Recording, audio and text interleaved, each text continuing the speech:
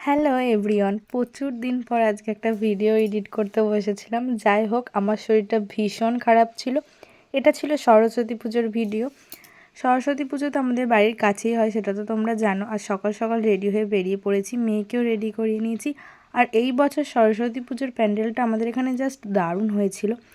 আর আজকে সরস্বতী পুজোর পাশাপাশি আমার মেয়ের বার্থডেও ছিল।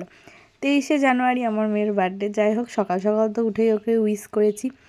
আর এই বছরের ঠাকুরের মূর্তিটাও খুব সুন্দর হয়েছিল। এই যে মেয়ের আজকে আউটফিট, মেয়ে সেজে গুজে মেয়েকে কেমন লাগছে জানিও অবশ্যই।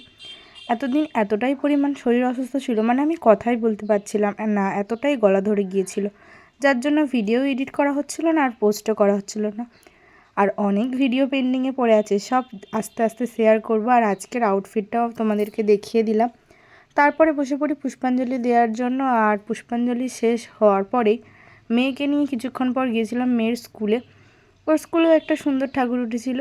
আর ওই দিন তো স্কুলে নেমন্তন্নও ছিল, মানে স্কুলে তো মানে জানোই একটু খাওয়া দাওয়া তো হবেই।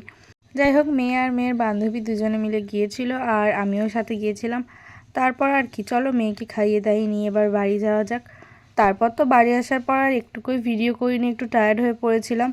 তারপর সন্ধ্যাবেলায় চলে আসে ননদ নন্দাই বাড়িতে। আর আজকে যেহেতু মেয়ের জন্মদিন ছিল, তার জন্য একটা ছোট্ট দেখে কেকও নিয়ে আসে। কেকটা খুব কিউট দেখতে ছিল। আর যেহেতু ননদ আমার মেয়েকে কচিমা বলে ডাকে, তাই কেকটার মধ্যে কচিমাই লিখেছিল।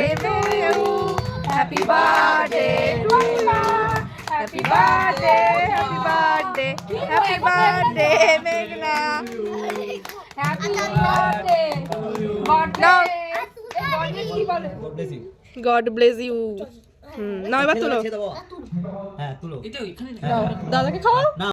চলো, কেক কাটা তো হয়ে গেল, এবার সবাইকে মেয়ে খাইয়েও দিচ্ছে। আর আজকের মতো এইটুকুই ভিডিওটা, আর ভিডিও করা হয়নি। আর পরের পার্টে আসছে মেয়ের বার্থডে সেলিব্রেশনের ভিডিও। ততক্ষণের জন্য এতটাই, আবার আসবে একটা নতুন ভিডিও নিয়ে। ততক্ষণের জন্য বাই।